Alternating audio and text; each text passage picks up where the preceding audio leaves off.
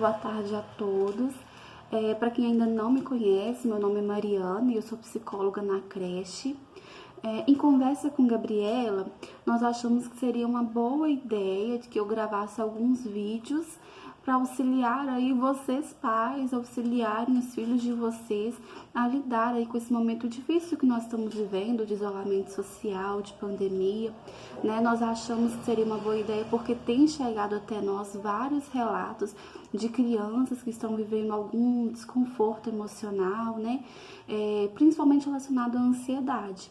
Então, o tema desse vídeo é falar sobre a ansiedade das crianças nesse momento de pandemia e como nós podemos ajudá-las, né? Bom, uma coisa que eu acho interessante, primeiro, frisar, é de que muitas vezes a gente tem uma noção errada de ansiedade, né? Uma concepção errada de ansiedade.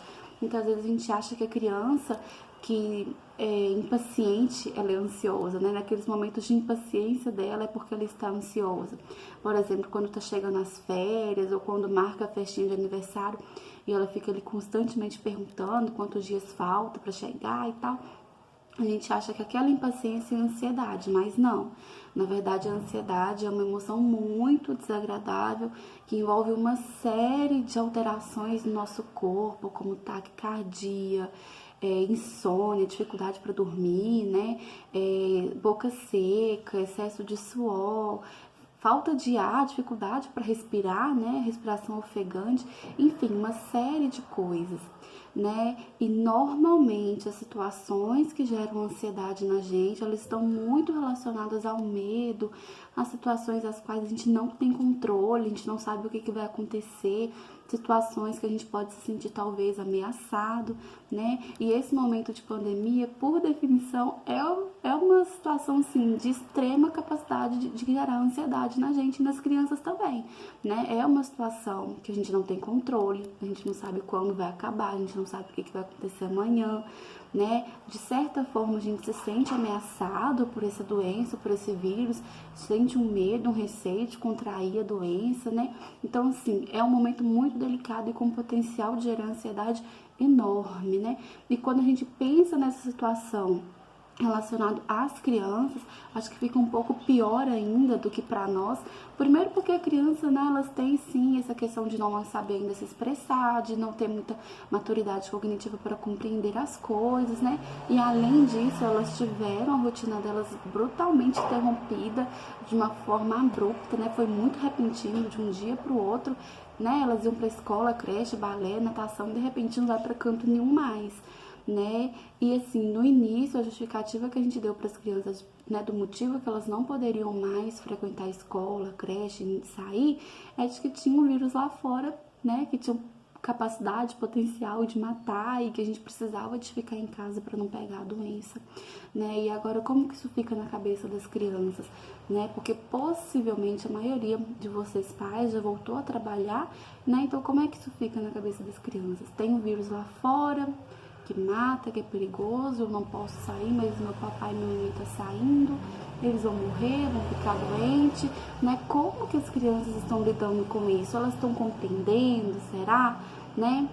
Bom, gente, e as crianças, elas me dão vários sinais de que elas estão sofrendo. E a gente precisa aí de ter essa sensibilidade de captar que aquele sinal é porque ela está sofrendo, né? Assim, os sinais mais comuns que as crianças mandam, né? Aumento da irritabilidade, né? Elas começam a ficar mais irritadas, tanto com os irmãos, quanto com os pais também, né? Aumento de apetite ou diminuição, né? Pode ser diminuição também, dela não querer comer, alterações no sono, né? Tanto a insônia, que é aquela dificuldade para dormir, a criança está dormindo menos quantidade de horas por dia, como também dormir muito mais tempo, né? Também é um sinal de que a criança pode estar sofrendo. Também relacionado ao controle dos esfíncteres, né? A criança pode voltar a fazer cocô, xixi na roupa, né? Isso é um sinal também de que ela está sofrendo. Então, assim, a gente precisa de estar muito atento a qualquer alteração que a criança possa vir a ter. Ela não era assim antes e agora está. Então, essa alteração pode ser um sinal, sim, de que ela está sofrendo de alguma forma, né? Então, como nós podemos ajudar as crianças, o que nós devemos fazer para ajudá-las? A primeira coisa é filtrar as informações que chegam até as crianças, né? Nós devemos ser o mais transparente possível, o maior número de informações que a gente puder dar à criança, a gente deve. Mas nesse momento, principalmente, a gente tem que filtrar, porque tem informações que não justifica a gente passar para as crianças, né? Por exemplo, justifica a gente passar para as crianças os números de morto, ou falar para elas que existe a possibilidade de ficar sem leito para poder atender os doentes, né?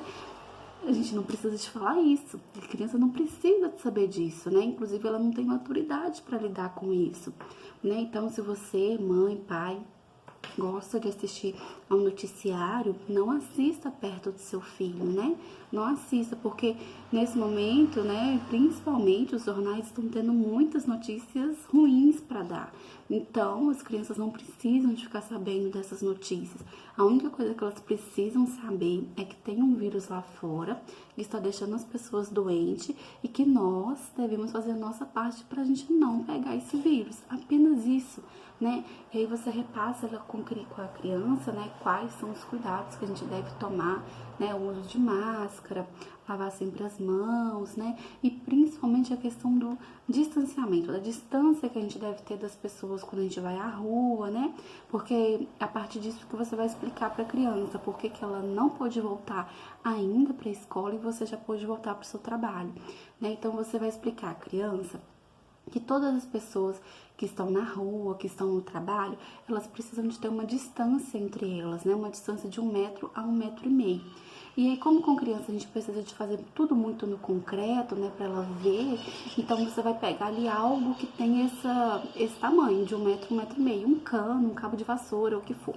E aí você vai mostrar para a criança, né, como é que fala? Encenar ali na hora, né, para mostrar para ela que quando você vai para o trabalho, quando você tá na rua, você fica a essa distância das pessoas.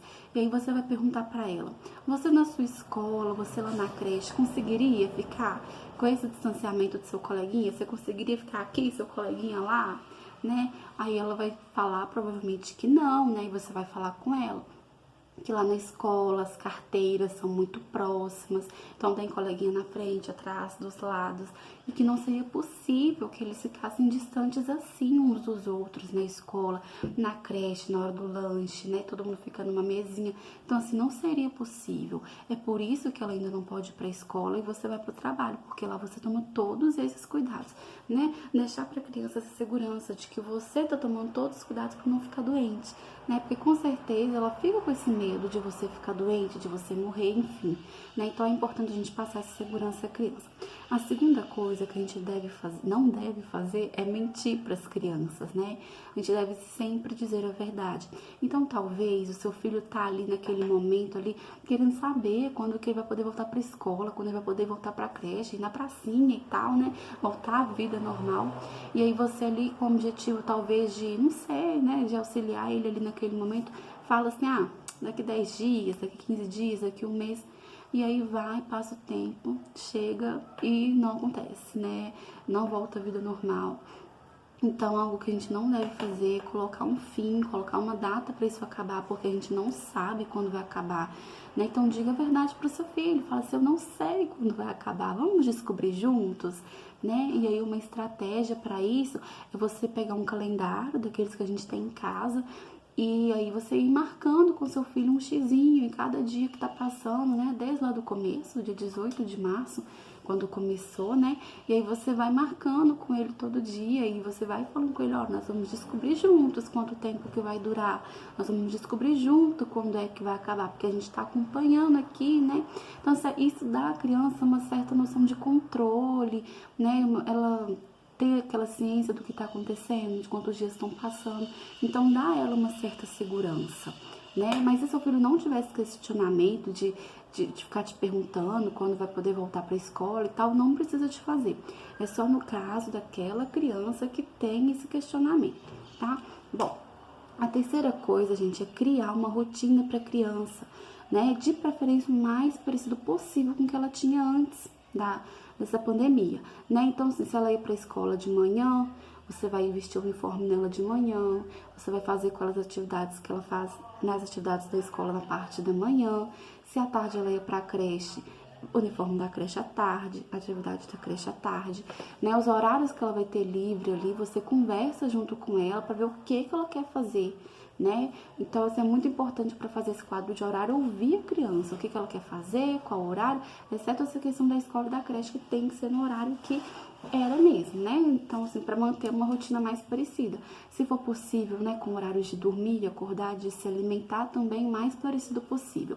O quadro de horário é muito importante, né? Algo assim que eu sempre oriento aos pais de todas as crianças que eu atendo a fazer, porque é algo que por si só já diminui a ansiedade na criança, né? Porque dá a ela uma segurança, uma previsão, uma estabilidade do que vai acontecer no dia dela, né? Então, quando a criança já sabe como é que vai ser o desenrolar do dia dela, ela já fica mais segura, né? Eu sei que daqui a pouco eu tenho que vestir o uniforme da creche, daqui a pouco eu vou fazer atividade, daqui a pouco eu vou brincar disso, daquilo.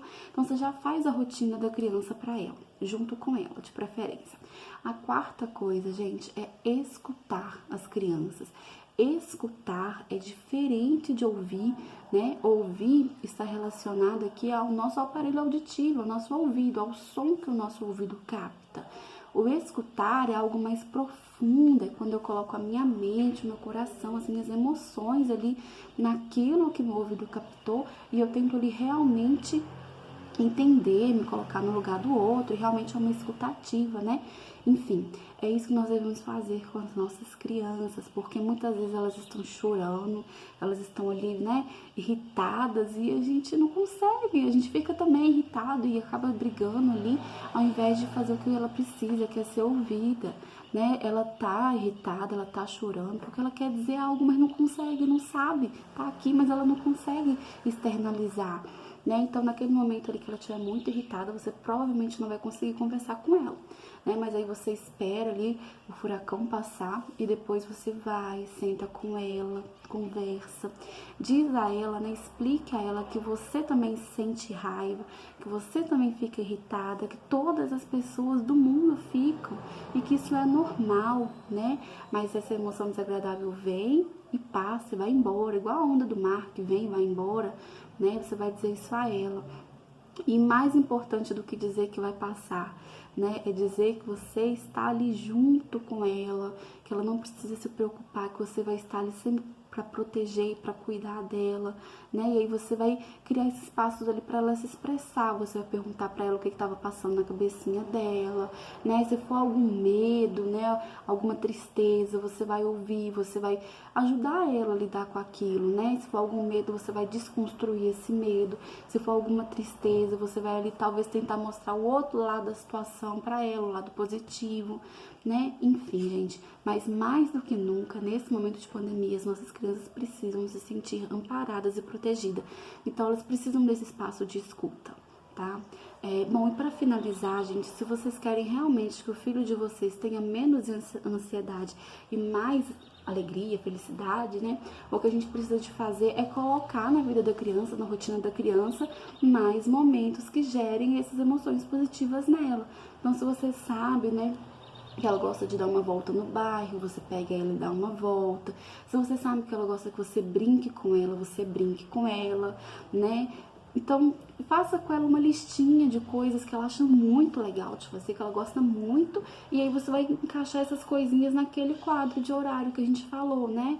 Com a rotina da criança, com os horários dela fazer as coisas. Nesse quadro, a gente podem até colocar horário de escovar dente, de tomar banho, de dormir, tudo. É um quadro de horário mesmo, tá?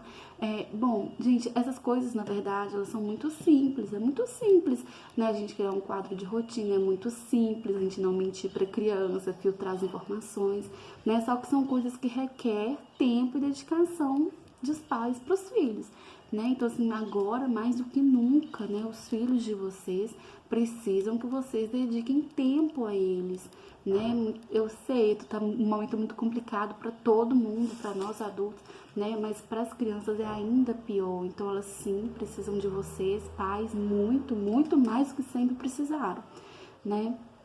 Bom, gente, eu espero, né, ter contribuído de alguma forma com vocês aqui, com alguma informação, né? E eu me coloco à disposição de vocês Se vocês tiverem alguma dúvida, quiserem comentar alguma coisa, vocês podem entrar em contato comigo, eu me coloco à disposição de vocês, tá bom? Muito obrigada pela atenção.